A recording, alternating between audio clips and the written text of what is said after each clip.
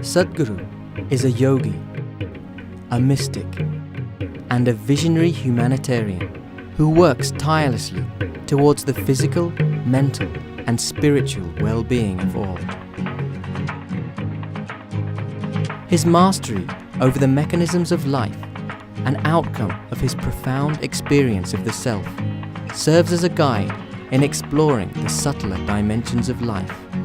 His scientific and logical approach has touched the lives of 7 million people from all walks of life, inspiring them to seek this opportunity within.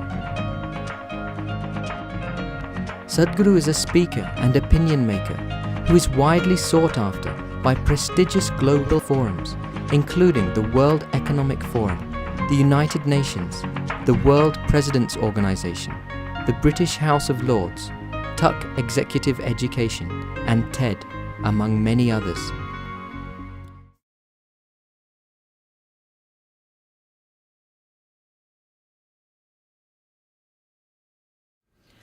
It is an honor for me to introduce our special guest, Sadhguru Jaggi Vasudev today. Named as India's 50 most influential people, his work has transformed the lives of millions of people all over the world. Although he is known as a mystic, he explains the methods of self-transformation with simplicity, elegance, logic, and a great sense of humor. So, Sadhguru, welcome to Boston and Chai with Manju. It was a total privilege for me to attend your program yesterday, and I have to say you completely mesmerized the audience. So, how is your interaction with the audience like? I was not an audience. No? So, the thing is just this. I do not know any philosophy. Mm-hmm. I am not scripture educated. Mm-hmm. The only thing I know is, I know this piece of life. Mm-hmm. I know this piece of life from its origin to its ultimate. Mm-hmm. And what I see is, if you know this piece of life, by inference, you know everything that's worth knowing. Mm-hmm. Because that is the nature of the creation. So if you know this, then by inference, you know Mm-hmm. everything. Mm-hmm. In that context, when if you call that interaction, I don't think it's interaction, it's just that I'm articulating all that their own intelligence would want to articulate, but they do not know how to articulate because they're so messed up with so many concepts, ideas, ideologies, philosophies, belief systems. So I'm just articulating what every life would naturally see if they're uncluttered by external influences. So that is the only sadhana in my life. Now, I read that you started learning yoga when you were 11 years old, and your first class that you taught was when you were 25 years old on 23rd September 1983 to 7 students. And now you are changing lives all over the world with your concept of inner engineering and yoga. So please explain to us the essence of that inner engineering and your concept of yoga. See, if you utter the word yoga today, particularly in this part of the world, people are thinking about twisting their bodies, standing on their head, holding their breath or whatever. The word yoga means union. When we say union, what we are looking at is, if you look at the fundamental longing of every human being, wherever they are, they want to be something more. If that happens, something more, something more, something more, endlessly. Right. So if you look at it, all they want is limitless expansion. Right. Limitless expansion means you want everything to be yours, or you want everything to be you if that is possible. Right. You can either make something yours, either by conquest or shopping or just inclusion. Right. So inclusiveness happens because you have allowed your life, the fundamental life energy to mature into a dimension that it spreads itself. If you sit here, you can experience the entire universe as yourself. If you are in such a state, then you're called a yogi, and the method that you employ to get there is called yoga. Or in other words, it is about understanding the fundamental mechanics of life, how life happens, and what binds it and what liberates it. So inner engineering is not a concept that I make up or somebody else makes it up. It is about understanding the laws by which life is happening. So inner engineering means to structure your interiority the way you want it. As I told you, I'm a physician, and you have described human body as an amazing gadget, okay? Is it not, as a physician? Yes, absolutely, absolutely. With all your education, absolutely. you still can't figure it, isn't it? Yes, yes, there's not much we don't. So we as physicians are constantly told that yoga can make so much different in the physicality. It's very hard for us who don't know what can yoga actually help you with, what in the physical health, and what are the diseases that it can prevent, what are the diseases that it can cure. Does it treat or does it heal? So could you explain some of the physical benefits of yoga first? I would like to classify all ailments into two fundamental categories. One is infectious diseases, Right. which is an external invasion upon the Sure, body. Sure, I agree. For this, you're I doing agree. chemical warfare. Yes.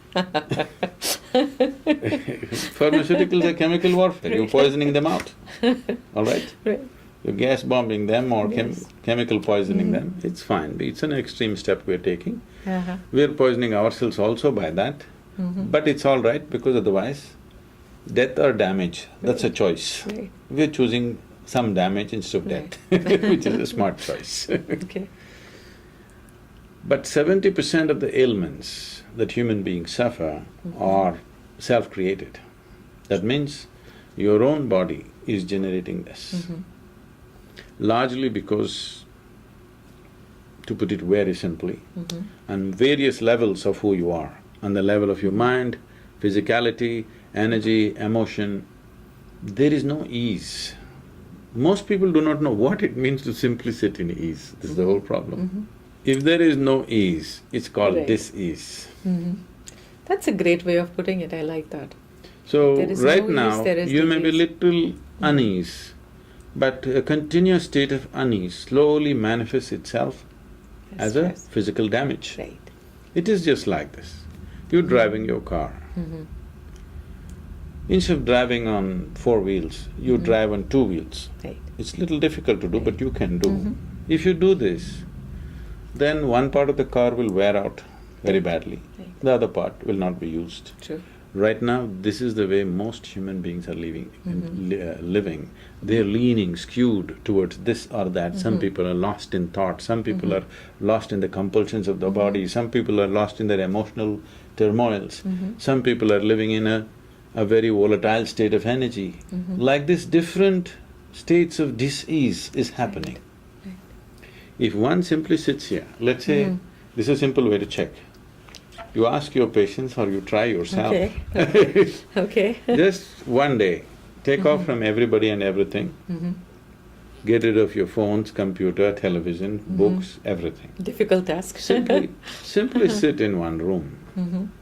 Eat well and simply sit, not sleeping, alert. Just sit.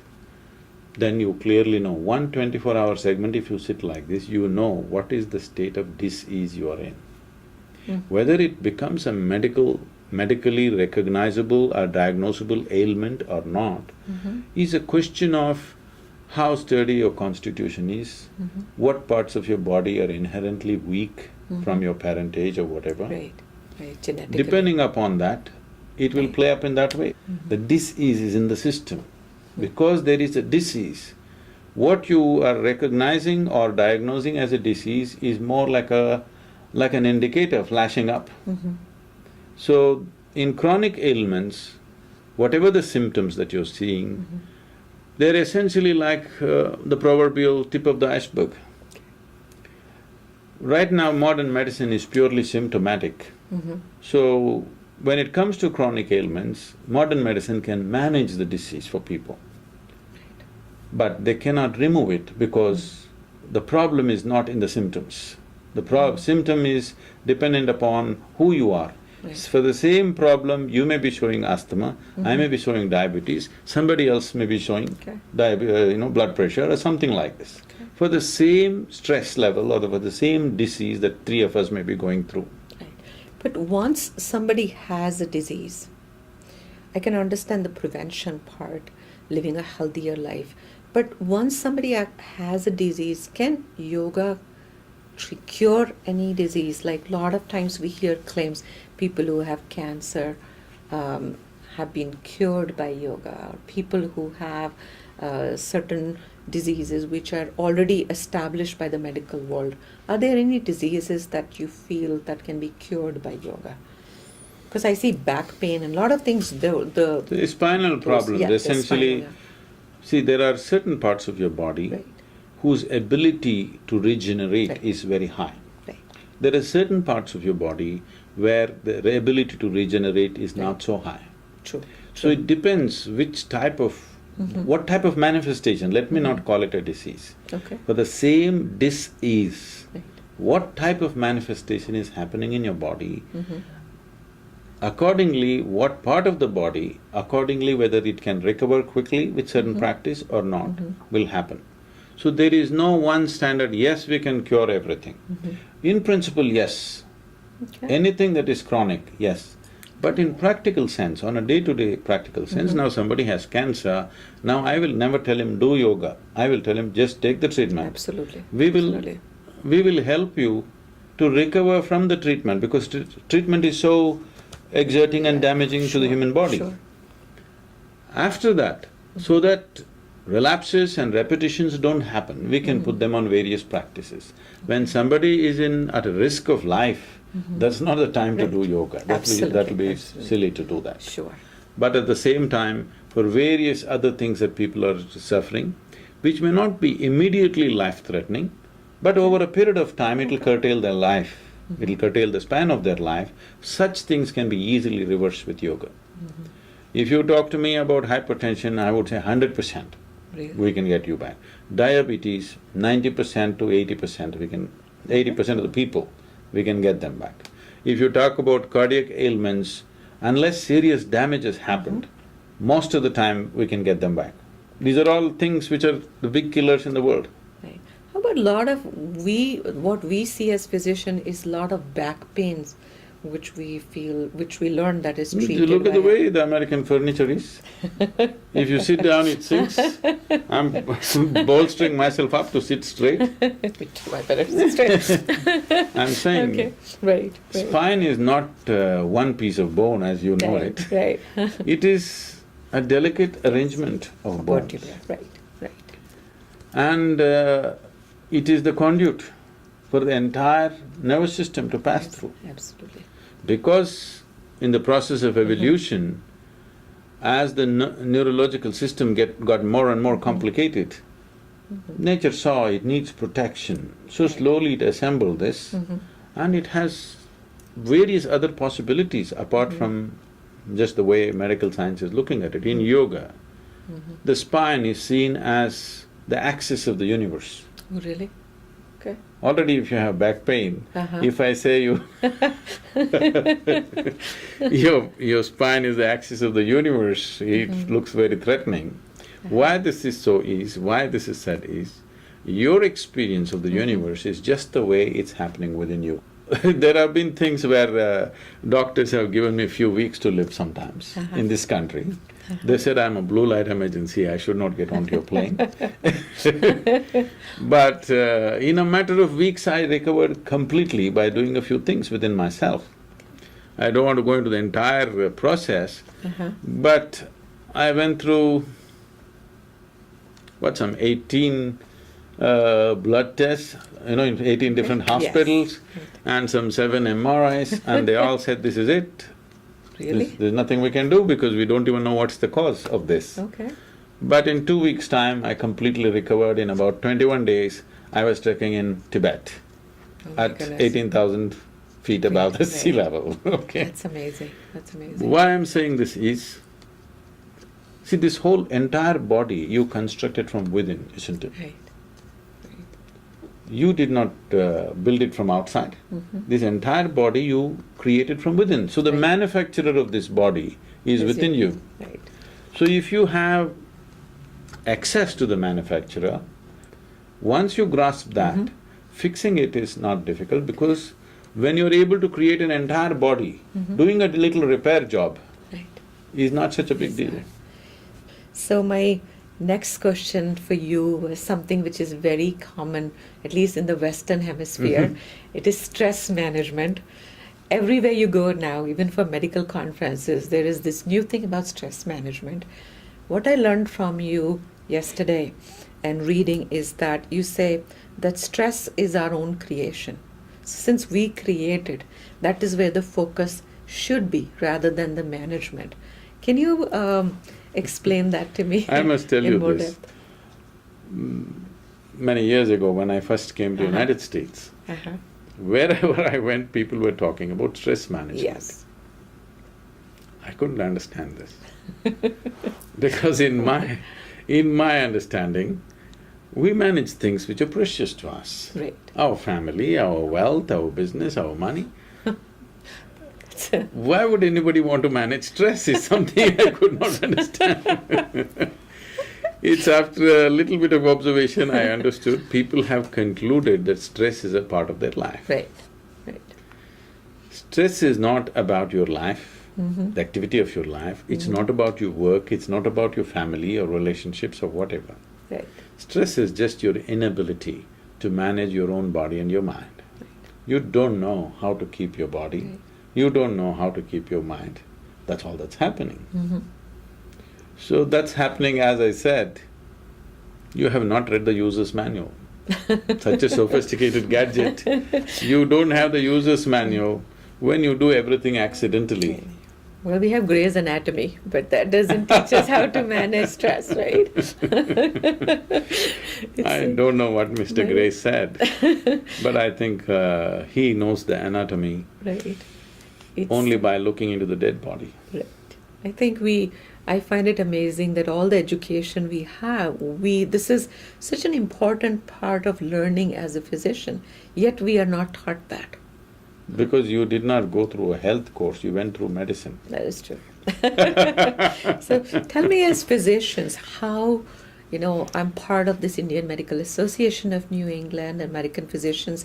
Tell us, how can we as physicians partner with Isha Foundation or with all your teachings so that we can learn and pass on that education to our patients? So there are two dimensions to what we do.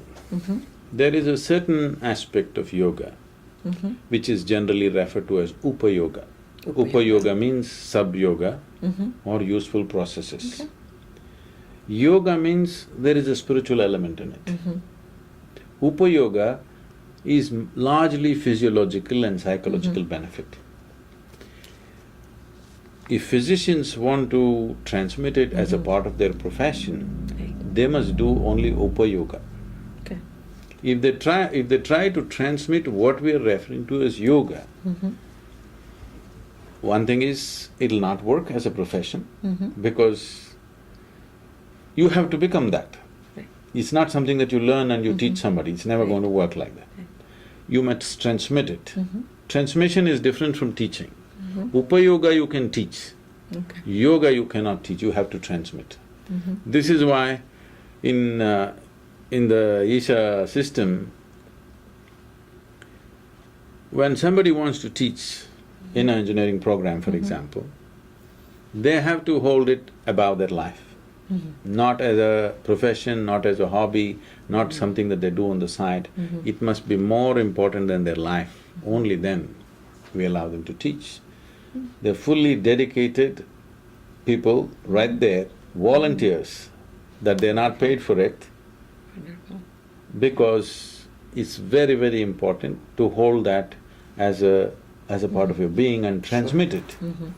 But Upayoga can be taught by the physicians or by paramedics or whoever is around, because that will be useful and that is purely physiological and psychological benefits, and it'll do wonders.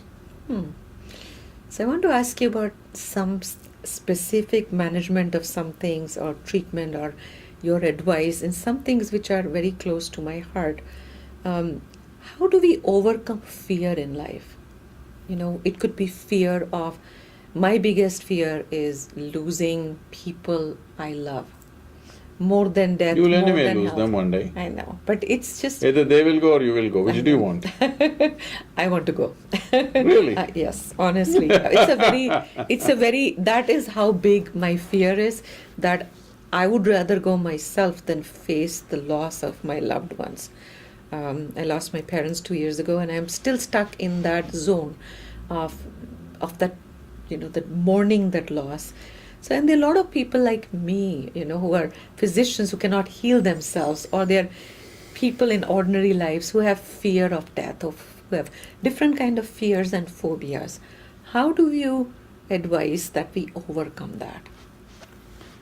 Let us look at this in a very fundamental way. Please look at this. What is it that you're afraid of? You're always afraid of what will happen.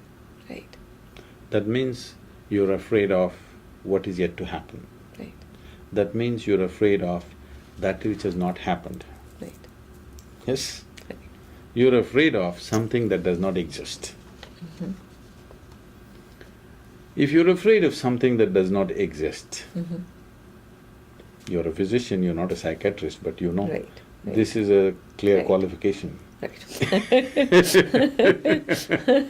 Because you're suffering that which does not exist. But sometimes you actually have gone through the suffering also. All Some right, of I'll come your- to that, I'll come Yeah. to that. Yeah, But essentially fear means you're suffering something that does not exist. but there is a possibility of Possibility is there, yes. that. Right. Possibility is Yes. there. But you're afraid, you're suffering something which is not yet. You're suffering something which does not exist in principle, yes? But the possibility is there, you said. Right.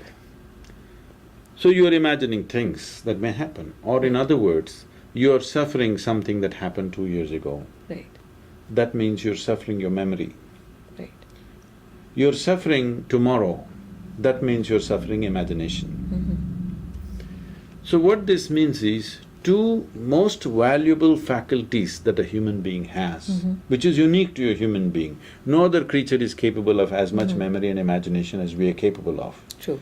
But you are suffering those faculties which set you apart as a human being. True. So shall we take away those faculties? No. But there should be ways to overcome that. No, we will come to that. Right. See, you're talking about overcoming. You can only overcome what is there, but you are suffering what is not there. How to overcome that which is not there? What happened 2 years ago? Is it there right now? No. No. But the What may memories happen… are… what may happen day after tomorrow? Is it there right now? No. No. So when you're suffering something that does not exist, how to overcome? If you overcome something that does not exist, you're really lost. So don't try to overcome. You just have to do some discipline within yourself. The yogic system has enormous amount of processes for this, systems and methods.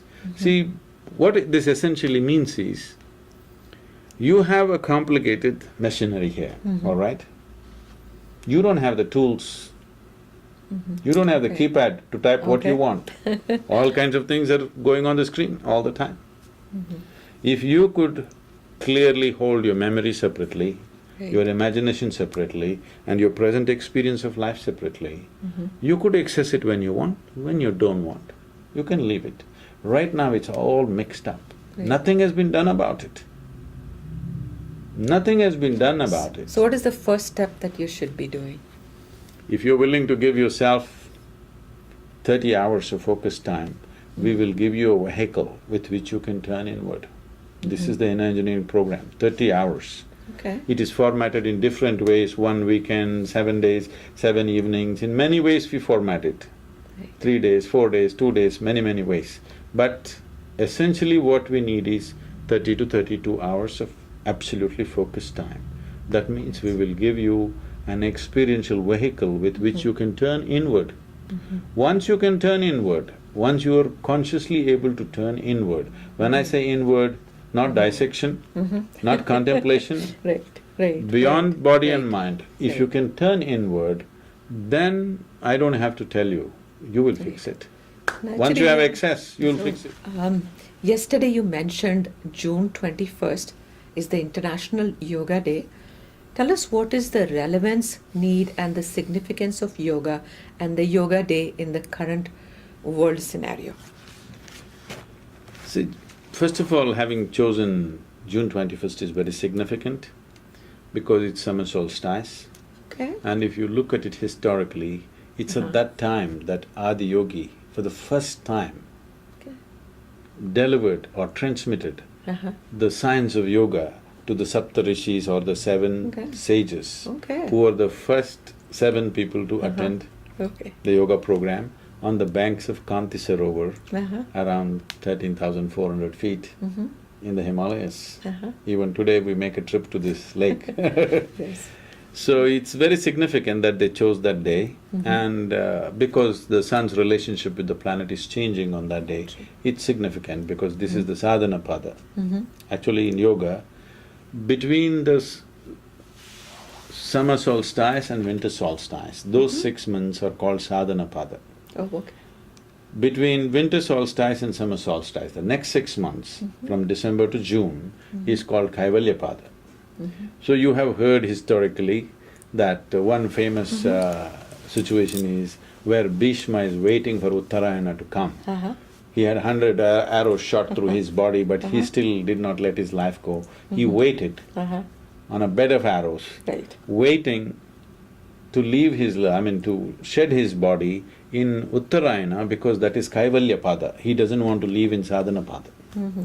There is a certain significance to it as to, especially living in the northern hemisphere, how the revolutions of the planet, how it affects your system during these 2 phases is different because the relationship of the planet with the sun changes dramatically. True.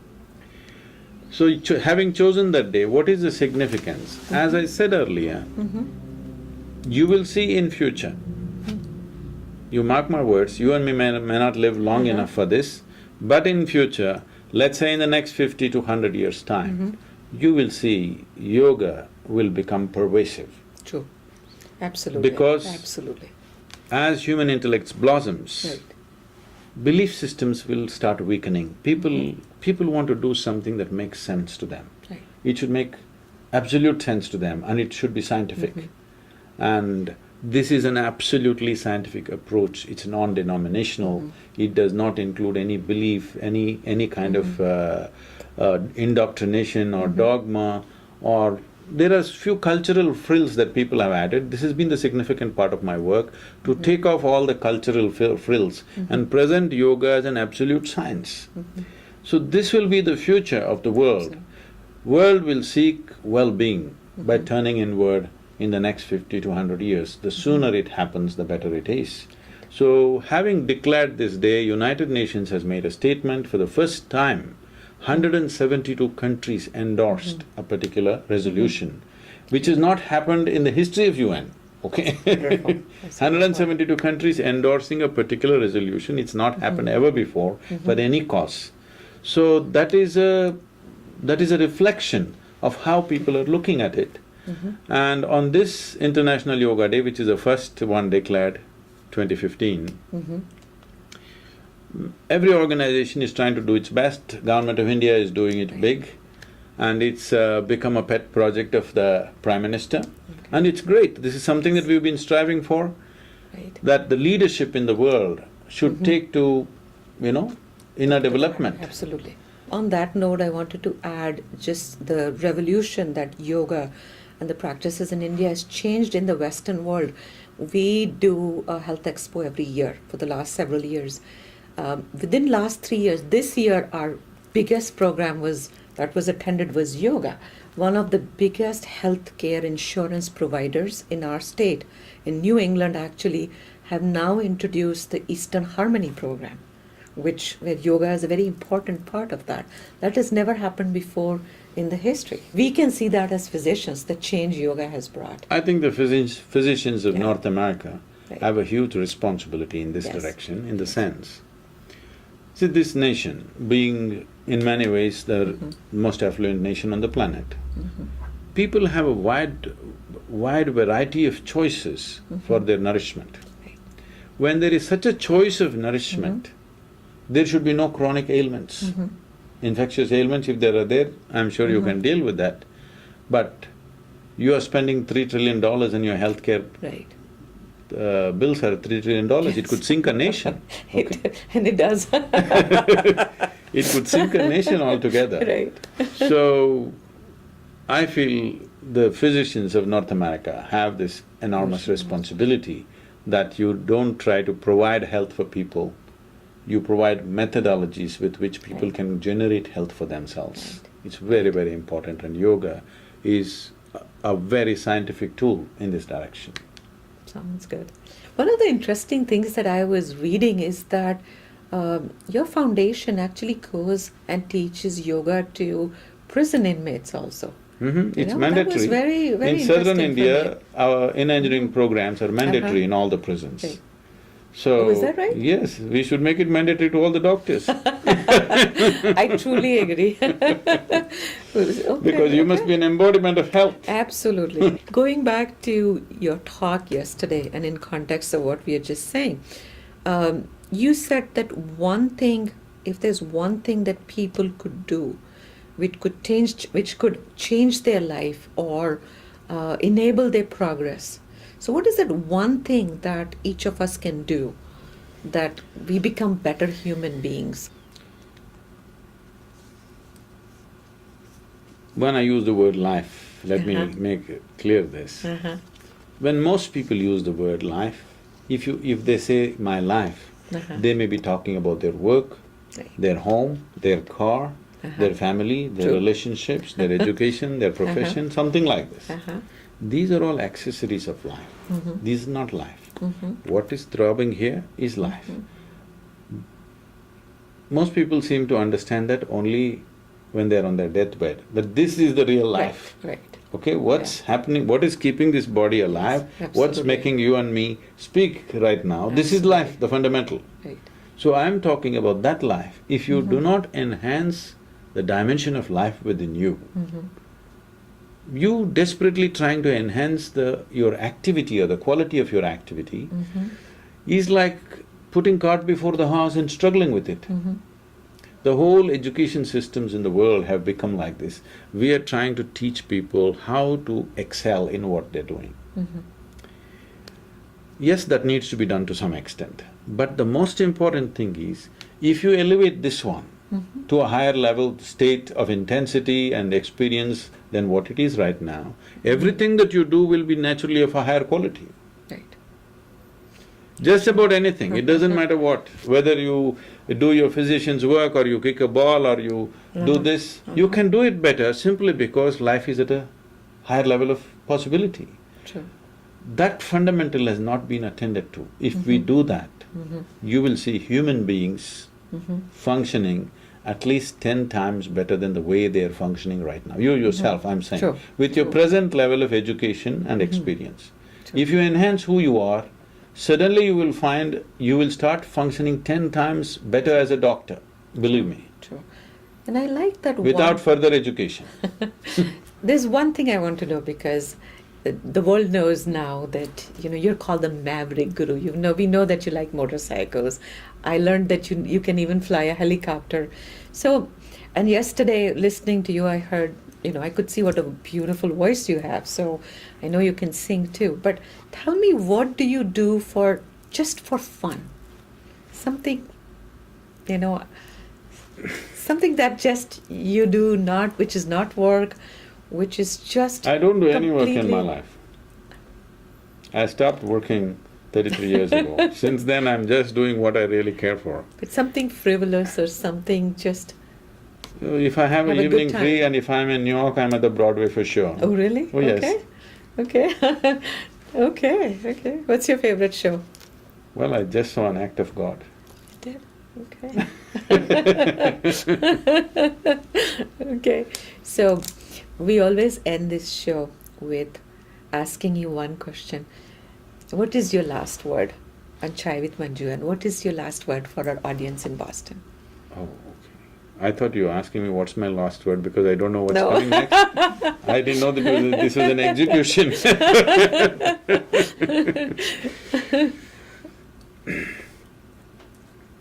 My last word is just this, that in this life, we don't know if we will become the richest man on this planet or not, Mm-hmm. or you'll climb Mount Everest or not, Mm-hmm. or you will run faster than Mr. Bolt or not. Uh-huh. Whether you do those things or not is subject to many things, all right? One thing must happen to you, before you fall dead, at least you must know this piece of life in its entirety. True. If you don't even know this fully, the nature of what this is, I think it's a wasted life because the purpose of life is to experience it as profoundly as you can. If you don't want to explore the cosmos, you leave it. It's up to you. If you don't have inclinations for such things, leave it. But at least this piece of life you must know in its entirety, otherwise, in my perception, you wasted your life. Thank you. And I have…